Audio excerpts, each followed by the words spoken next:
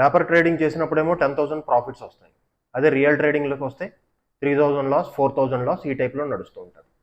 Person same, market same, strategy same, కానీ result ఎందుకు different?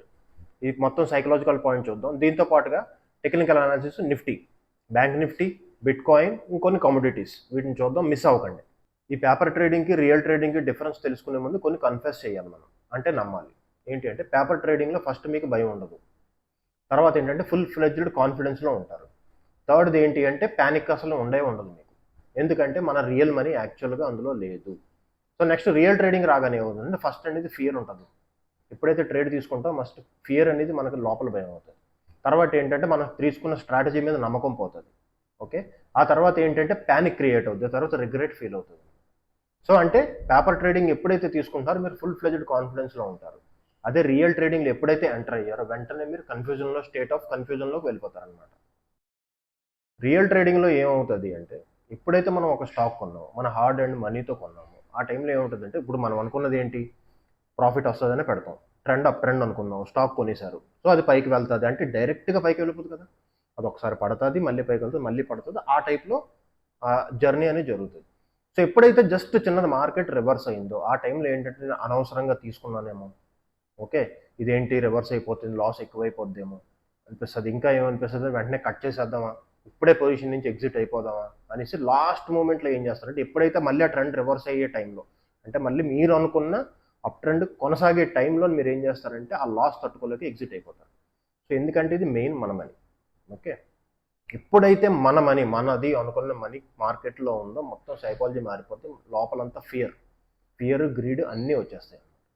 Okay, అందుకే పేపర్ ట్రేడింగ్ అనేది ఎప్పుడు చేయకూడదు. పేపర్ ట్రేడింగ్ అనేది జస్ట్ మీరు బై బటన్ ఎక్కడ ఉంది, సెల్ బటన్ ఎక్కడ ఉంది తెలుసుకోవడమే తప్ప దేనికి పనికిరాదు. సో చాలామంది ఏం చెప్తారంటే మీరు ఏదైనా స్ట్రాటజీ ఫాలో అయితే ఫస్ట్ దాన్ని బ్యాక్ టెస్ట్ చేయాలంట. బ్యాక్ టెస్ట్ చేయాలి, ఓకే, కానీ దేంతో చేయాలి? పేపర్ ట్రేడింగ్తో కాదు, మన రియల్ మనీతో తక్కువ క్వాంటిటీ, అంటే సింగిల్ క్వాంటిటీతో మనం చేయాలన్నమాట. పేపర్ ట్రేడ్లో మీరు చేస్తారు, కానీ మీరు దాంట్లో సక్సెస్ వచ్చేస్తుంది. కానీ అంత సక్సెస్ వచ్చినా సరే మీరు రియల్ ట్రేడ్కి వచ్చినాక మీకు లాసెస్ ఎందుకు వస్తున్నాయి? ఇది ఎప్పుడైనా ఆలోచించారా? మెయిన్ ఏంటంటే ఫియర్ అండ్ ఎమోషన్. ఓకే, మన డబ్బులు ఎప్పుడైతే మార్కెట్లో పడతాయో అప్పుడే మనం నేర్చుకుంటాం. ఫ్రీగా ఏది రాదు లైఫ్లో, ఇది మాత్రం ఒక్కటి గుర్తుపెట్టుకోండి. ఓకేనా? సో పేపర్ ట్రేడింగ్ అనేది జస్ట్ ఒక టెర్మినల్ చూడడానికి బై ఎలా ఉంది, సెల్ ఎలా ఉంది, అసలు ఏం జరుగుతుందో తెలుసుకోవడానికి ఓకే తప్ప మీ స్ట్రాటజీని టెస్ట్ చేసుకోవడానికి, దాని మీద డబ్బులు సంపాదించడానికి అయితే పేపర్ ట్రేడింగ్ అనేది పనికిరాదు. కంపల్సరీగా మనం సంపాదించుకున్న మనీ దాంతోనే ట్రేడ్ చేయాలి.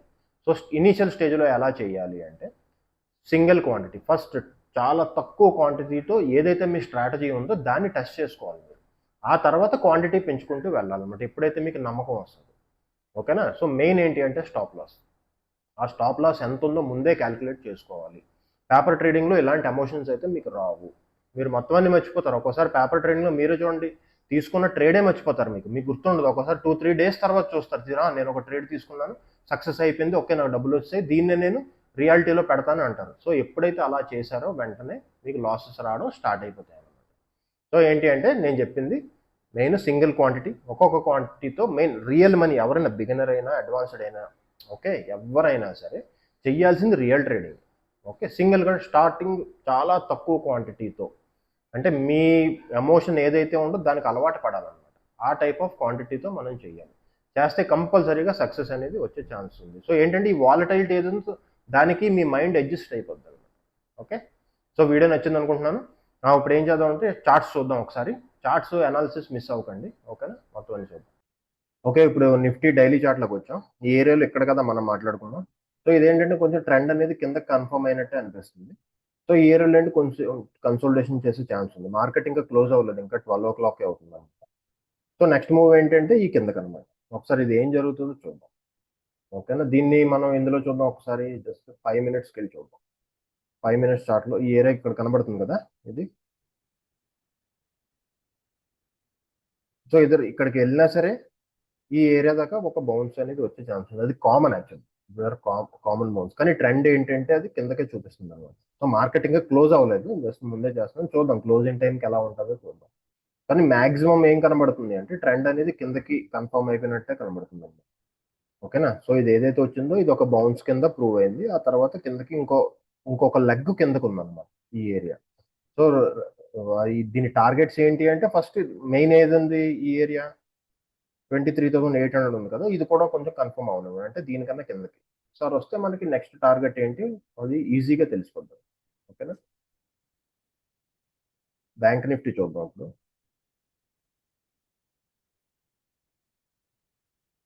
Bank Nifty okay. Area same area ఇందులో ఇప్పుడైతే ప్రస్తుతానికి ఇప్పటిదాకా చేయడానికి అయితే ఏమీ లేదు. సో సేమ్ ఏరియాలో ఇది ఏదైతే కన్సోలిడేషన్ చేస్తుంది అనమాట ఈ ఏరియాలో. మనం ఎక్కడ మాట్లాడుకున్నాం ఇదేమో ఈ ఏరియాకి వచ్చాం. ఓకేనా, మన లాస్ట్ వీడియోలో జస్ట్ అదే టైప్లో ఉంది, కానీ ట్రెండ్ మాత్రం కిందకే కనబడుతుంది. బౌన్సులు రావచ్చు కానీ ట్రెండ్ మాత్రం ఒరిజినల్ ట్రెండ్ కిందకు ఉంది. ఓకేనా, సో ఇది కొంచెం జాగ్రత్తగా చూసుకోండి. సో నెక్స్ట్ ఏంటంటే బ్రెంట్ చూద్దాం ఒకసారి.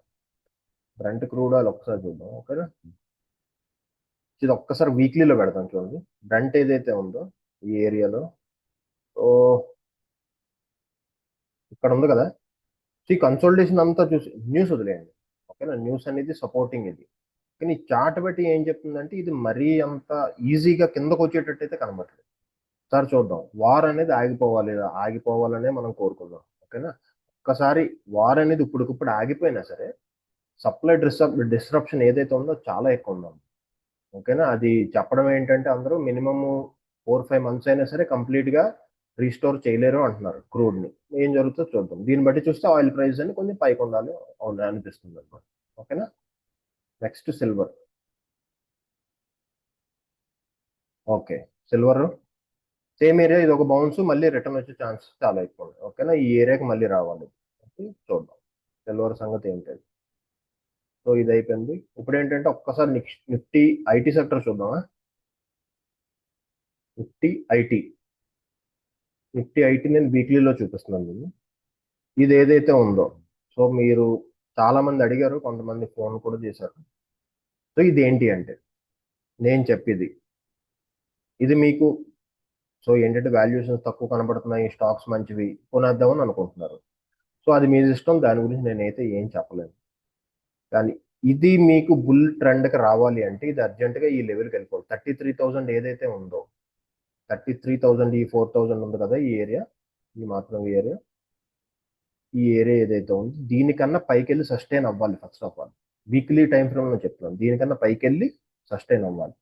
కాదు అని ఈ ఏరియా లెవెల్ పొరపాటు మీద కిందకు వచ్చేసి ఒక 2-3 వీక్స్ సస్టైన్ అయ్యిందా, నెక్స్ట్ 8 ఇయర్స్ మీరు, ఎన్ని ఇయర్స్, 8 ఇయర్స్ ఐటీ సెక్టర్ అనేది మర్చిపోదు.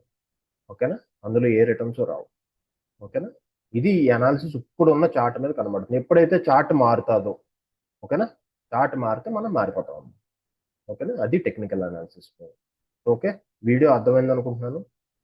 కొంచెం జాగ్రత్తగా ఉండండి పొజిషన్స్తోని, ఏదైతే ఉన్నారో ఇంట్రాడేలో జాగ్రత్తగా చేసుకోండి, మీకున్న సెటప్ అవన్నీ ఫాలో అవ్వండి. ఓకేనా, సో నెక్స్ట్ ఏంటి అంటే అదో ఈ రోజు నుంచి క్లాసు స్టార్ట్ అవుతుంది మన బేసిక్ టెక్నికల్ అనాలిసిస్. ఎవరైనా జాయిన్ అవ్వాలనుకుంటే అవ్వండి. Thank you.